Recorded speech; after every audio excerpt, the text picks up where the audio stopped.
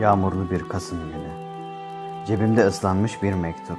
Zar zor toparlamışım kendimi. Sol yanım alev alev. Seni bekliyorum okul bahçesinde. İçimde deli bir cesaretle hayatım boyunca unutamayacağım o ses yankılanıyor uzaklardan. Ve gittikçe yaklaşıyor. Merdivenlerde bir koşuşturmaca. Acı siren sesleriyle bir ambulans geliyor okulun bahçesine. Bilinmez bir korku kaplıyor içimi. Ve sedyede görüyorum seni, rengin soluk, bembeyaz, bir melek gibi. Koşuyorum hiç durmaksızın boş sokaklarda yağmura karışan gözyaşlarımla. Mezarlıkta alıyorum soluğu annemin başucunda. Bir yandan dua ediyorum, bir yandan kendime, kaderime kızıyorum. Ben sevdiğim için mi ölüyor insanlar? Önce annem, şimdi sen. Sevmem bir daha kimseyi. Mezarlıkta biraz ağladıktan sonra eve gidiyorum. Dua ediyorum sabaha dek. Ve ertesi sabah okulda alıyorum acı haberi. Küçük kalbin hayata dayanamayıp durmuş. Kalp krizi geçirmişsin.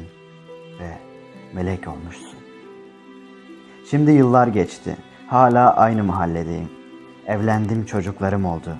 Hatta kızım bizim okulda okuyor. O bahçede geziyor. Seni son gördüğüm yerde. Annemi her ziyaretimde senin yanına da uğruyorum. Her seferinde 2 gülle gidiyorum mezara. Biri sana, biri anneme. 2 beyaz gül. Hayatıma giren 2 meleğe. Bir de o mektup var senden kalan. Sana vermek için beklediğim o ıslak mektup, hala saklıyorum onu. Merak ediyorsundur ne yazıyor diye. Şöyle başlıyor. Bunları yazıyorum çünkü seninle konuşacak cesaretim yok. Sana saçma gelebilir ama öyle işte. Annemi kaybettikten sonra fazla çevrem olmadı. Yalnız gezdim hep. Sessiz, yalnız bir çocuk oldum. Bu yüzden okulda deli diyen de oldu, bir sürü şey zırvalayan da oldu. Ama sen başkaydın benim için. Annemin gülüşleri vardı sende. Belki bu yüzden farklıydın. Seni her gördüğümde boğazım düğümleniyor, konuşamıyordum. Bu yüzden bu mektubu yazma kararı aldım. Bilmiyorum cesaret bulup da verebilir miyim sana? Bir de ricam var senden. Tek okursan sevinirim. Sana olan hislerime karşılık vermesen bile aşkıma saygı duymanı isterim. Sen hatırlar mısın bilmiyorum ama benim hiç unutamadığım bir gün var. Hani okul gezisine çıkmıştık ya, sıcak bir Haziran günüydü. Okulların kapanmasına sayılı günler kala hayatımda ilk defa uzun bir yolculuğa çıkacaktım. Çok korkuyordum. Cam kenarında oturuyordum. Korkularım epilepsi nöbetlerimi tetiklemişti. Kriz geçiriyordum ve sen yaklaştın o an. Gözlerinden süzülen 1-2 damla yaşa inat, güçlü gözüküyordun.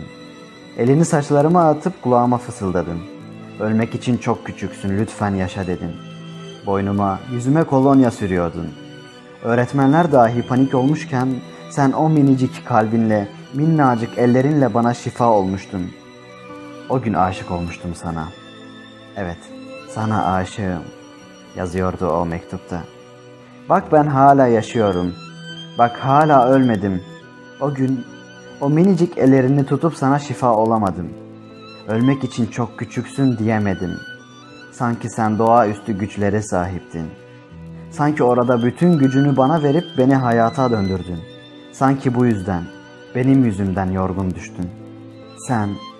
Sen öldün. Maalesef ben hala yaşıyorum.